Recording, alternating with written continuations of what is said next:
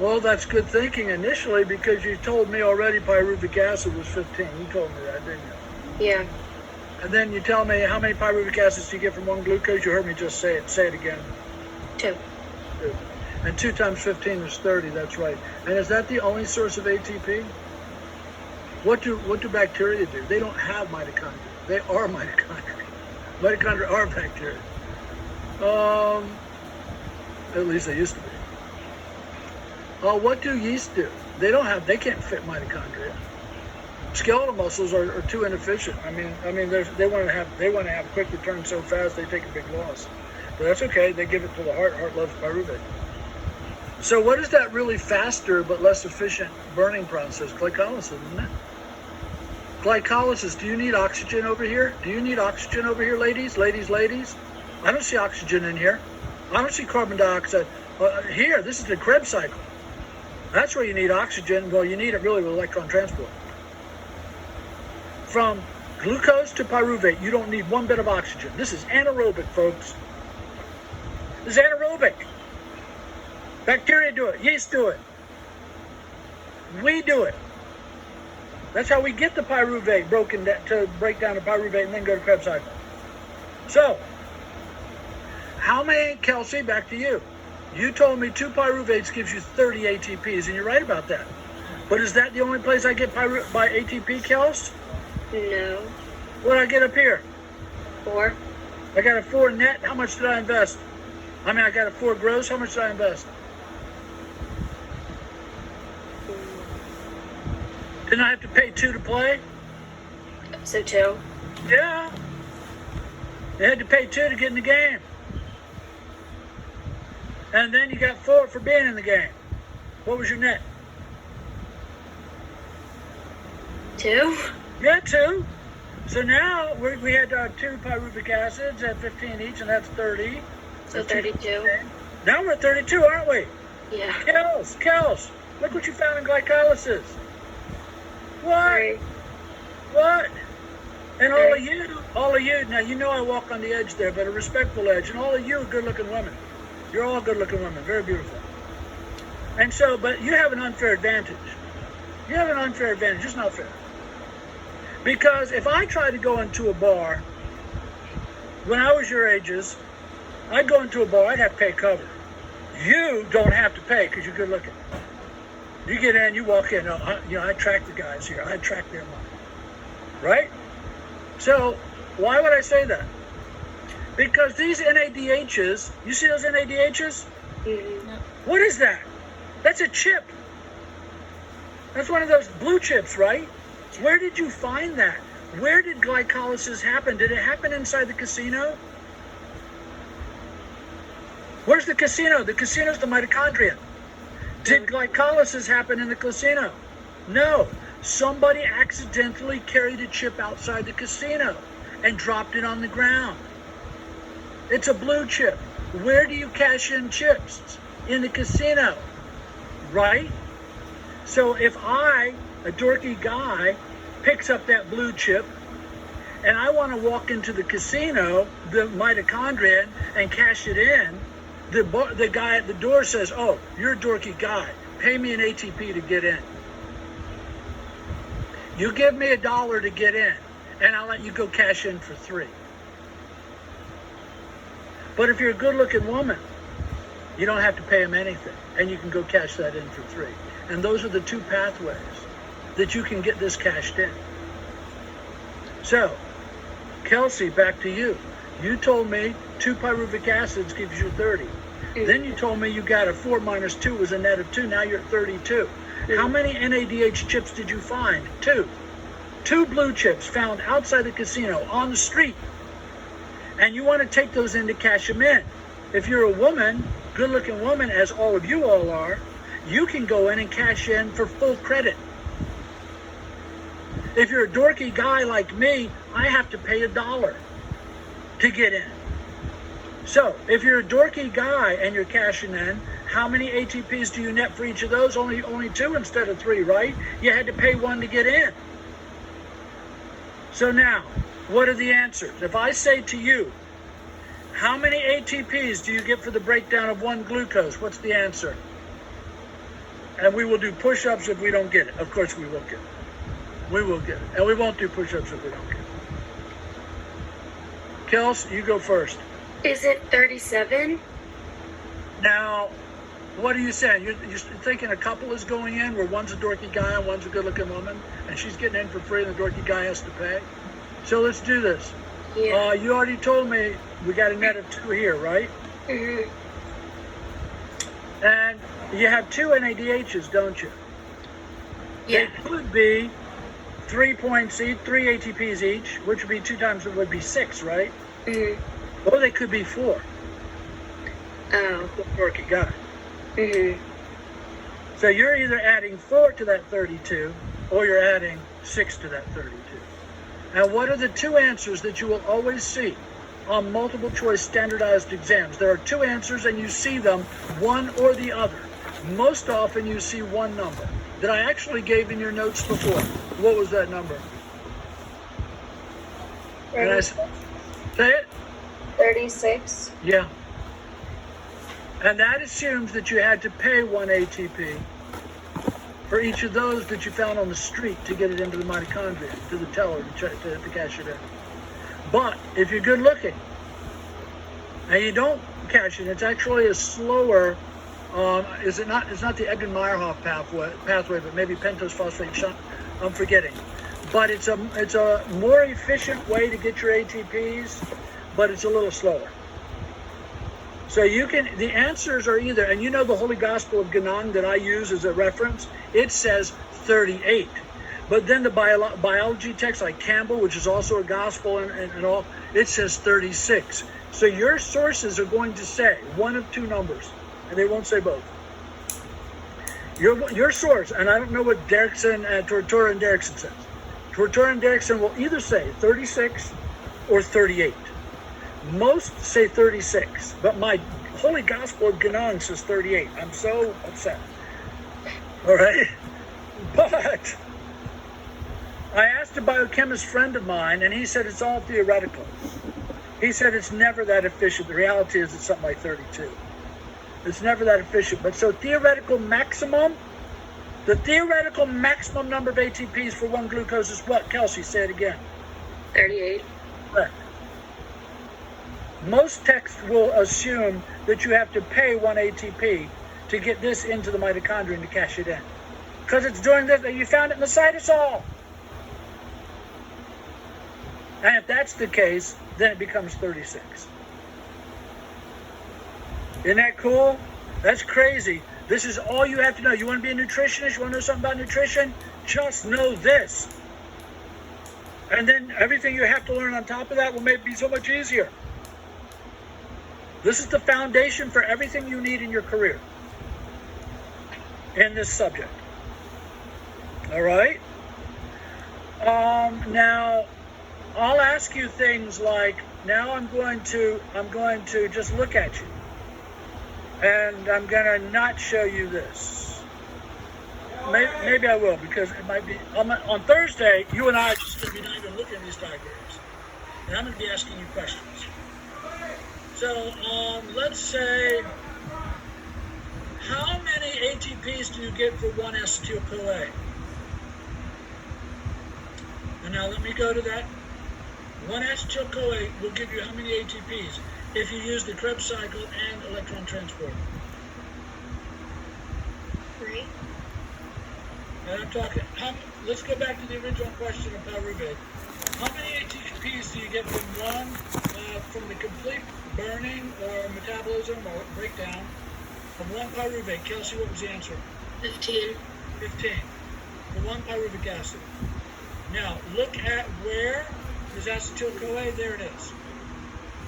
How many ATPs do you get for the complete breakdown and the running of, for the complete breakdown of 1 acetyl-CoA? 13. 13. I hear a number. I like numbers. Almost, but not quite. 14. 14, almost, but not quite. 15. 15, that's what pyruvate is. Is acetyl-CoA the same as pyruvate?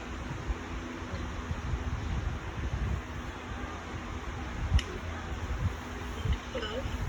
Who said 12? Morgan. Morgan, correct.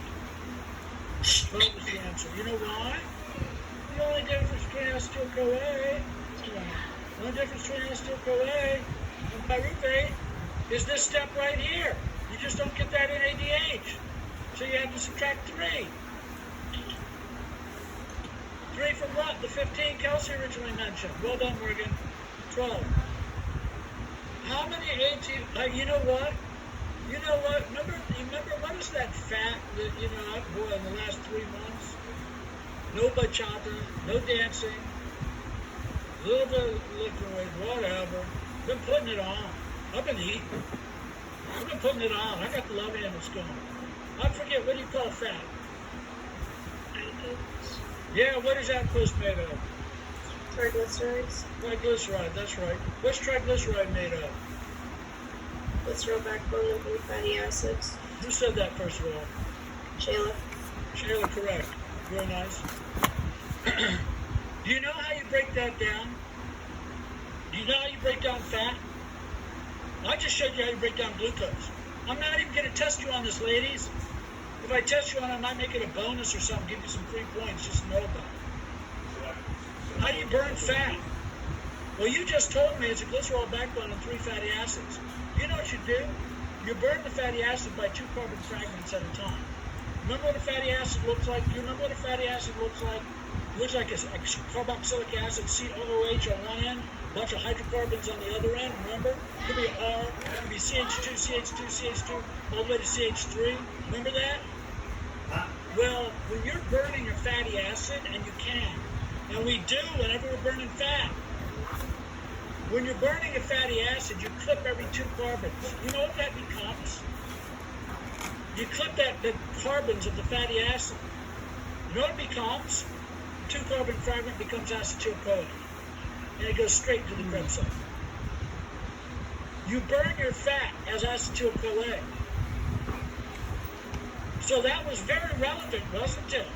Morgan, that 12 you gave me as an answer? How about that, right? Yeah. How about if you take 3 acetyl-CoAs from how many carbons would that have? 3 acetyl-CoAs from burning a fatty acid from triglyceride. How many carbons does 3 acetyl-CoAs have? Obviously 3 times 2, right? Yeah? Is that obvious? Mm-hmm. Yeah. Now how many ATPs would you get for that, Morgan? For 3 acetyl-CoAs. How many did you have for 1? 36. The answer is 36 for 3. You had 12 for 1. Hey, isn't that kind of comparable to glucose? 6 carbons? Yeah. Kind of comparable, isn't it? You burn fatty acids, you burn the triglycerides, you get a lot of energy. Those fatty acids, each of them are about 14 carbons long. So you get like 7 acetyl-CoAs for each fatty acid on a triglyceride. Holy mackerel, for every 3 acetyl-CoAs, you get 36 ATPs. And that's burning fat. Ladies, you want to talk about some nutrition? You're at the heart of it. HEART of it. All right, now I'm going to ask you questions on the exam like this. Which of the following does not have, it'll be multiple choice. Which of the following does not have 4 carbons? Oxaloacetate, fumarate, malate, alpha-ketoglutarate. What's the answer? Which of the following does not have 4 carbons? You're going to have to know this off the top of your head in 1 week. Which of the following does not have 4 carbons? Malate, fumarate, acetyl-CoA, alpha-ketoglutarate. No. Malate, fumarate, oxaloacetate, alpha-ketoglutarate.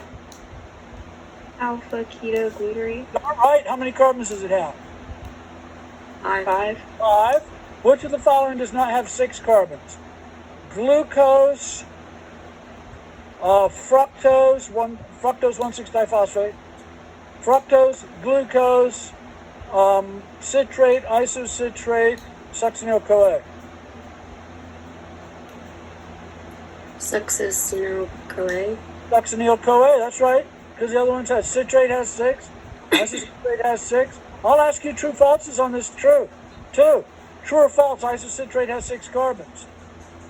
You're going to have to know all of the carbons. You're going to have to know where all of the carbon dioxides come off, all of the NADHs and FADHs, where the ATP comes from GTP. True or false? The conversion of succinate to succinyl-CoA gives you 1 GTP that leads to an ATP. I'll say it again.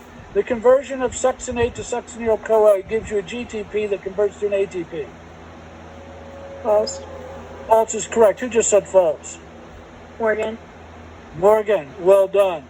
She realized I just did it in reverse. I said succinate to succinyl-CoA. Oh, no. It's succinyl-CoA to succinate. And those are the kinds of true-false questions you're going to get. So, what do you have? You have a 10-page document that has a whole hell of a lot of stuff on it that you need to add to the stuff that you should have already been studying. The exam is going to take longer than the quiz. I'm going to make openings for Monday and Tuesday at an hour and a half per person. The exam will probably go an hour and 10 minutes, hour and 15 minutes per person.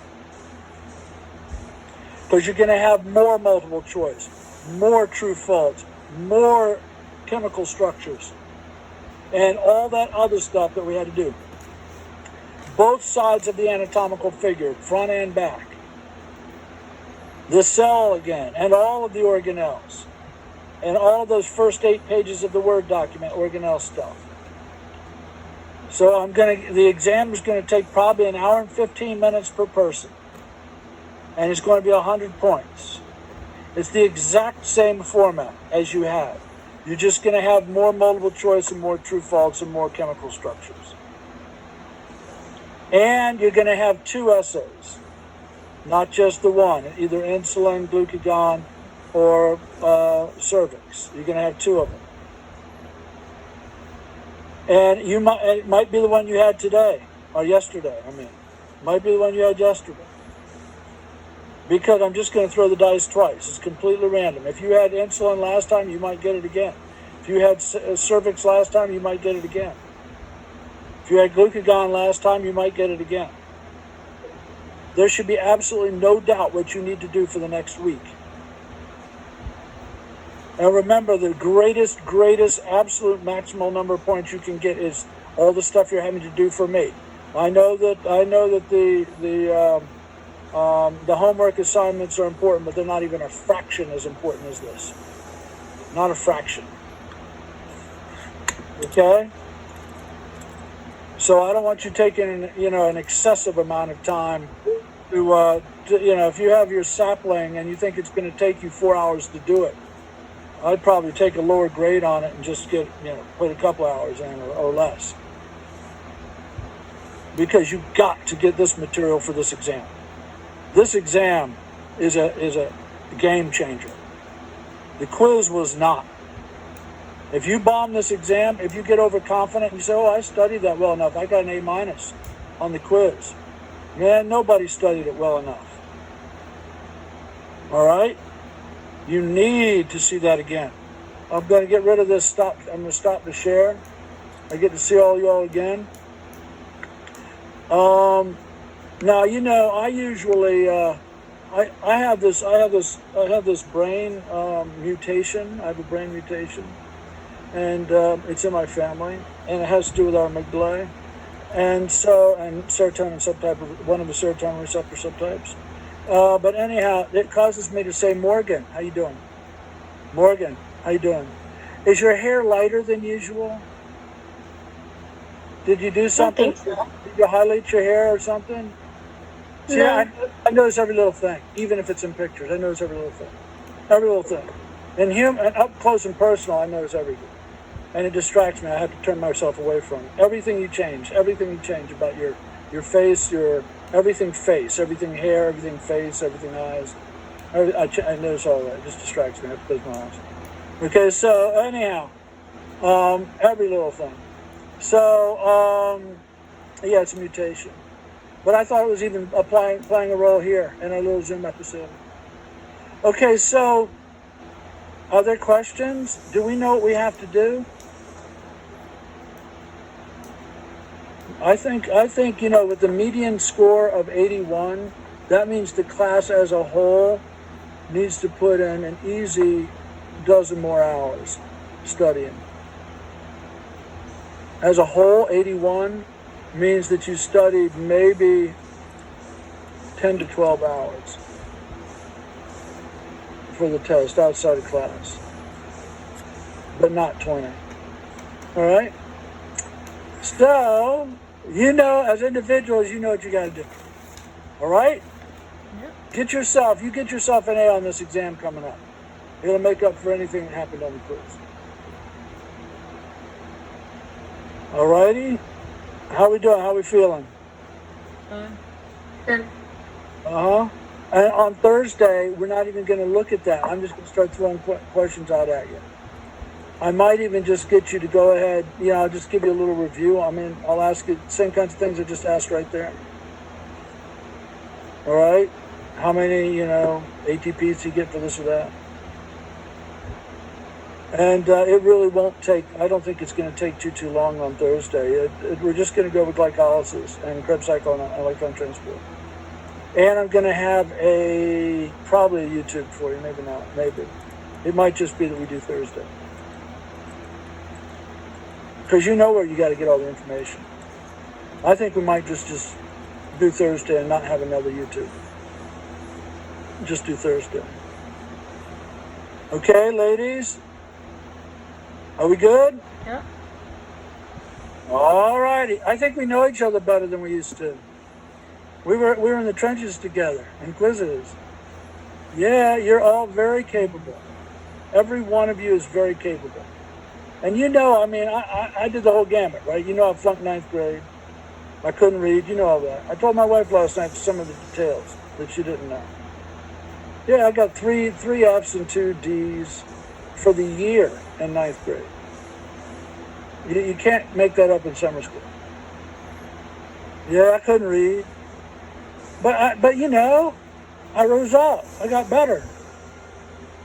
All right? I started learning how to do it. You're all easily as smart as I am. Every one of you. There's nothing I've got you don't have. Okay? All right. All right, I'm going to let you go. Have a great night.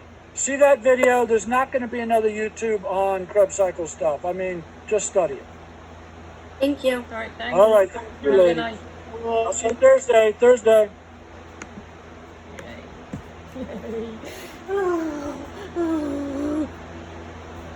Don't have any clue what he said.